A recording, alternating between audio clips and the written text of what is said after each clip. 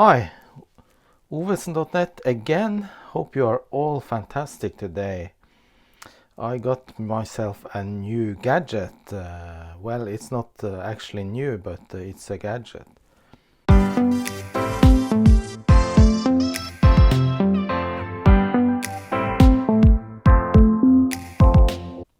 As you can see, it's a Nintendo Gameboy and it is in pretty good condition. It is a bit yellowed and needs a bit of cleaning, and it is working. The original Nintendo Game Boy does not have a backlit screen, so the LCD screen can be a bit hard to look at in certain lighting conditions. So I bought this new LCD replacement screen which has backlight, and that's one part of this video, is to install this screen. So let me start by opening up the Nintendo, and it has 6 screws on the back side, and these screws are not regular Phillips screws. They are this kind of tri-wing screws. Let me try and zoom into one of those screws. As you can see, it's a special tri-wing screws. You could try using a regular Phillips or a small flat screwdriver. I tried that already, but I couldn't get the screws loose. They are very tight. So I actually found this screwdriver kit that contains the necessary screwdrivers for opening Nintendo. So let me try the first one here. Yeah, it's a perfect fit. So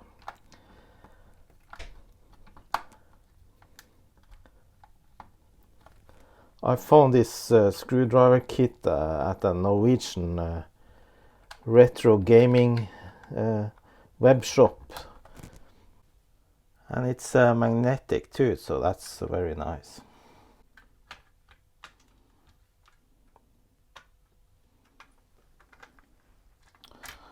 Okay, this is the inside of a Nintendo Game Boy, and what I'm gonna do now is to remove both the circuit boards from the plastic covers, so I'm able to clean them. So I'm starting by disconnecting the screen.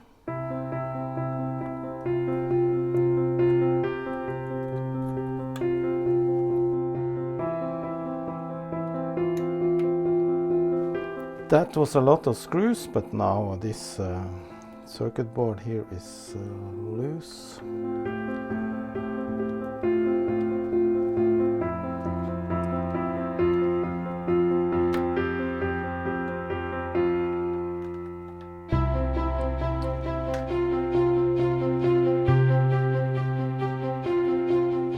Next is the other side.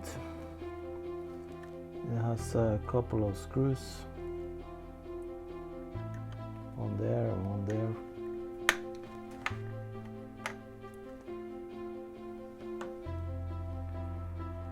Wrong screwdriver. The screws inside are regular Phillips screws.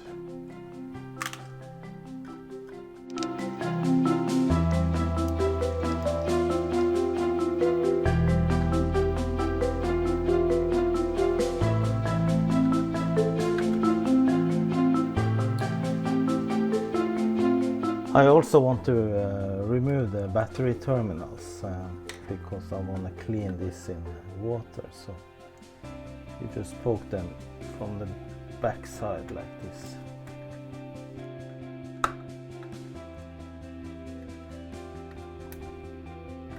Okay, the plastic parts are ready to be washed in soapy hot water.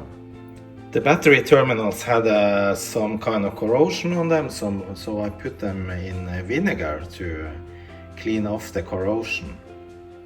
Alright, I cleaned everything and ready to do some retrobrighting. The case of the Nintendo is a bit yellowed, as you might see. It's mostly on the front cover. The back cover is okay, but it has some yellowing on this side here. So I thought I'll do some retrobrighting now. So to remove the yellowing, I use this salon cream here, which is for bleaching hair actually, and it contains hydrogen peroxide, so it can be used to remove the yellowing.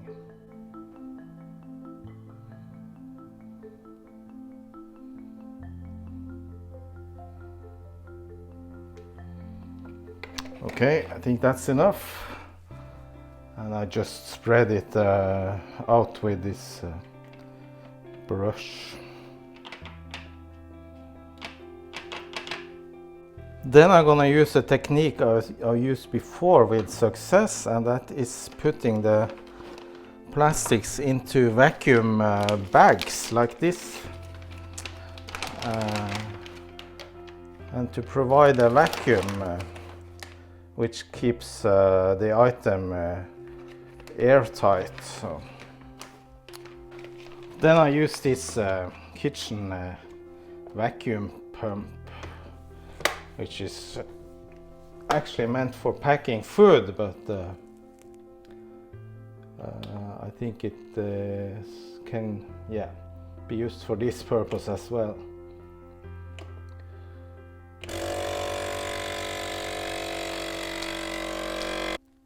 Now it's bagged and ready to go into the water bath.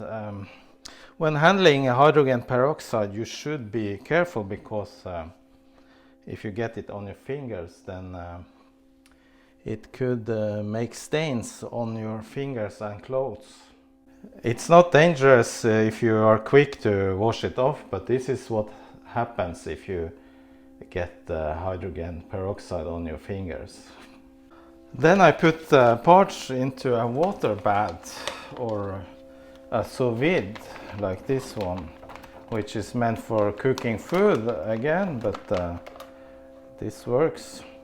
And you should have a little over 50 degrees in the water to get, and the thing with this one is that it keeps the temperature constant over several hours. So it's been soaking in about 7 hours now, and as you can see, it looks very nice, very shiny light gray instead of yellow. So this looks good, yeah.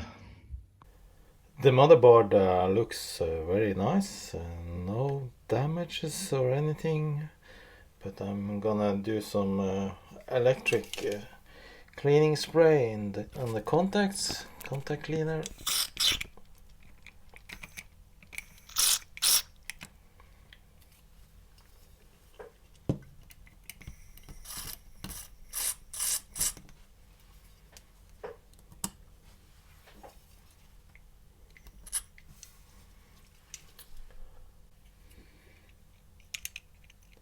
Finally, the big cartridge port.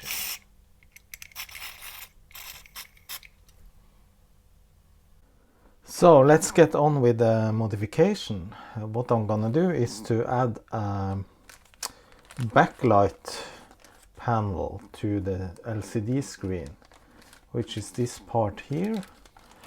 In addition, I'm gonna add this inverter chip that inverts the LCD image.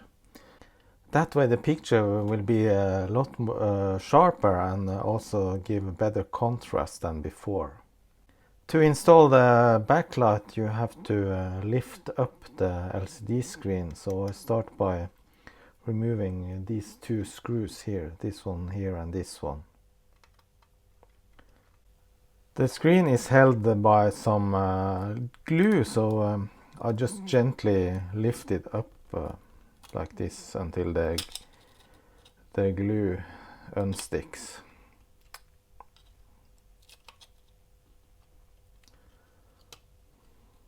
So now I have access behind the LCD screen, and you have to be very careful not to damage these contacts here.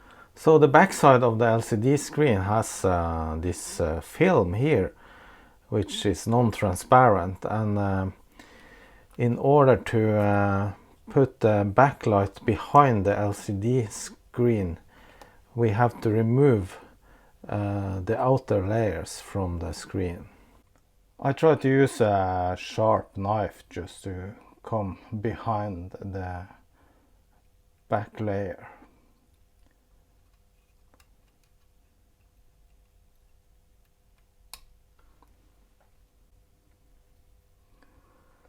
Make sure you are behind the layer of glue or plastic that's attached to the metal layer.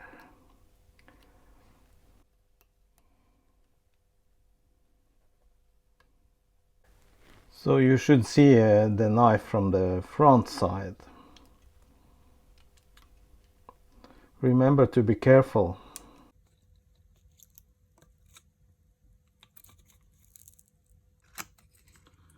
All right. There is a good amount of leftover glue on the back side of the LCD screen. I just use a cotton swab with some alcohol to try and rub it off.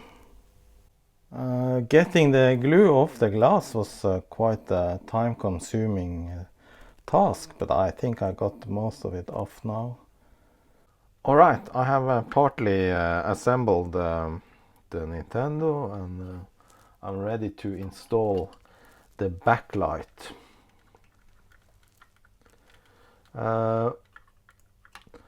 One thing I also did before I didn't film it was to cut a hole into the plastic frame here, so the cables for the backlight can go through.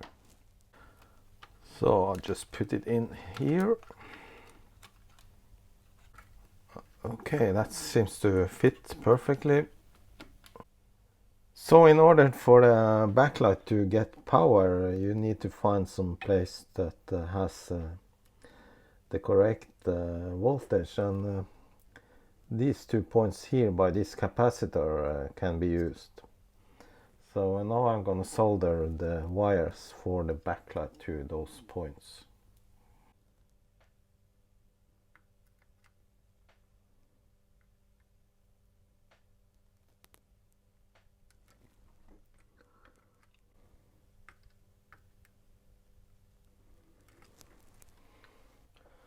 Okay, that's it.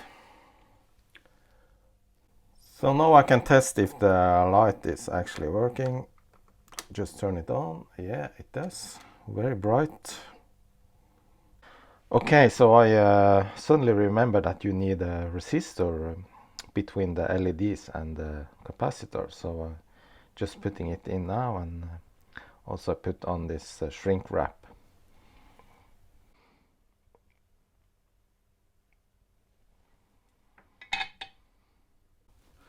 So the resistor that came with the kit seems to be way too high resistance, and as you can see the backlight is very dim, so I'm gonna switch it out with a 150 ohm resistor instead. Okay, that's much better. So I installed the backlight, and as you can can't see anything on the screen because when the back side of the LCD screen, the reflective side, is taken away, you won't see nothing.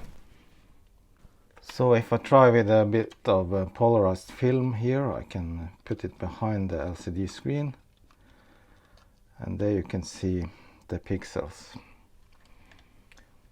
So now I'm installing the reflective, the polarized film that goes between the backlight and the LCD screen, and it has protective plastics on both sides.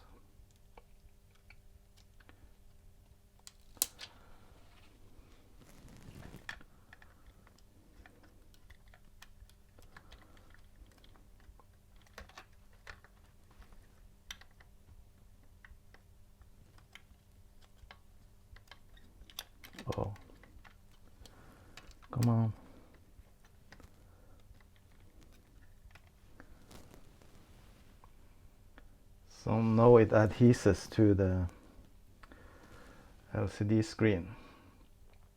So assembling the screen now, I think it's good enough. I think I had a few air bubbles under the polarized film, but yeah, I don't think that's so visible, so I'll go with that.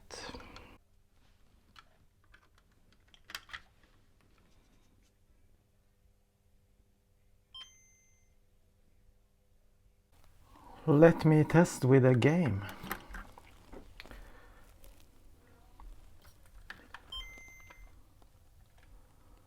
Okay, so it's backlighted. However, the colors are not very clear, as you can see. So if I adjust the contrast, you can see that the pixels are in fact blue. However, I'm gonna install something called a Bivert module, which inverts the pixels on the screen and thus should make a better picture.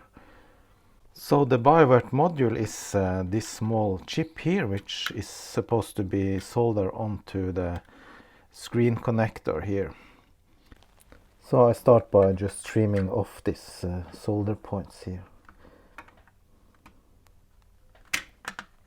So what you need to do is to lift up pin 6 and 7 on the screen connector, and these should be soldered to these pads here, and then you should fill in these holes to complete the circuit and also connect the ground connector here. So I'm adding a little flux to the 2 pins, and then I have some solder wick with also a little flux on. Then I try to remove most of the solder tin from those 2 legs.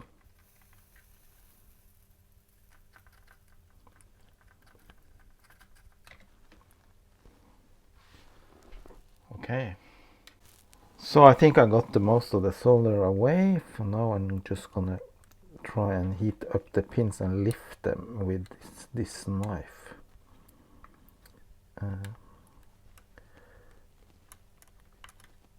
Alright, yeah. That went well. Next one.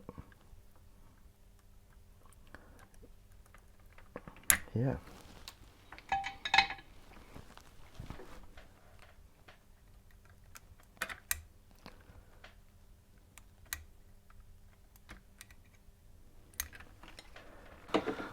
Then I do a little cleaning underneath.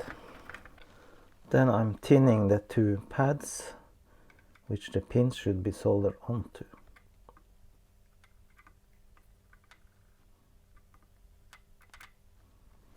Okay. Next is to try to fit the Bivert module underneath the 2 pins of the screen connector and over these solder points underneath. So let's try that.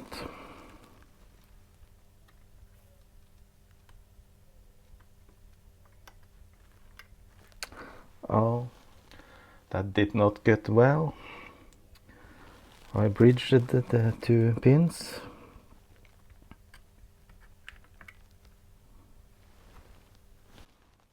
Alright, let me try again.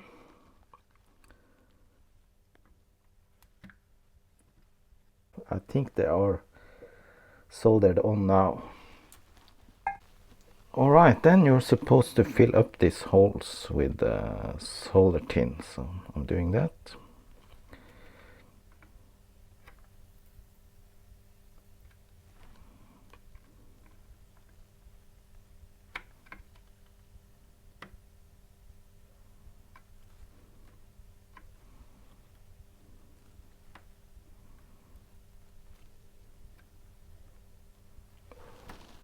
The last thing is the ground pin, which is easy. It's this one, and you can just solder it onto the big blob next to it.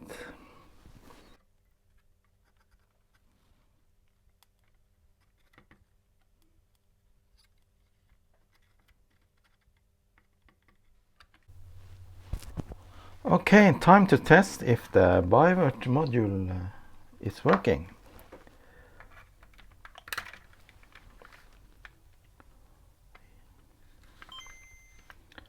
Yeah, sure it does.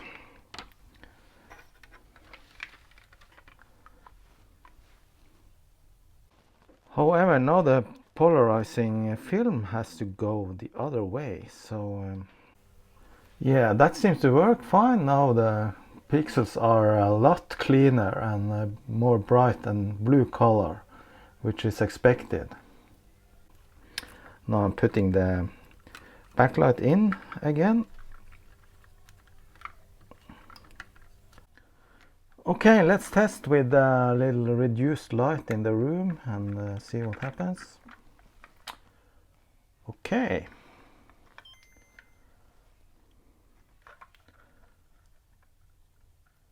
So I think this is super crisp, but there seems to be a couple of damaged lines on the LCD.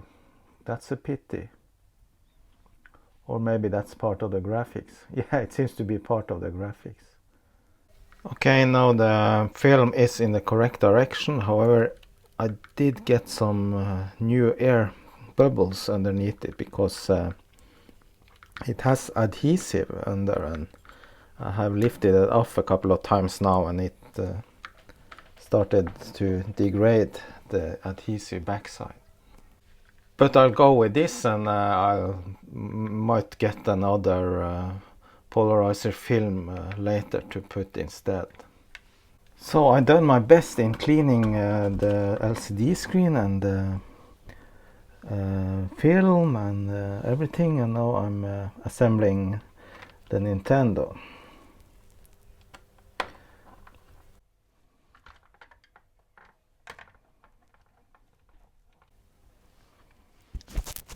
Alright, that's it.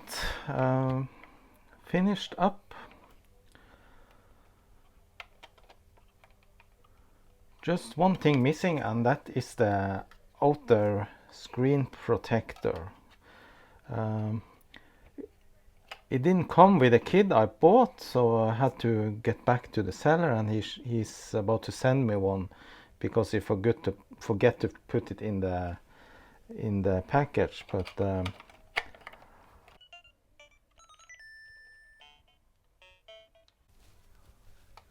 alright, that's it for this video. I completed what I planned to do, which was to install a backlight and a Bivert module.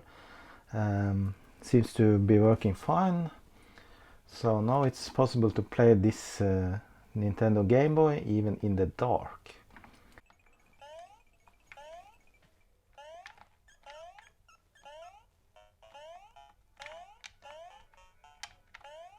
So hope you enjoyed this video, and see you next time. Thanks and bye bye.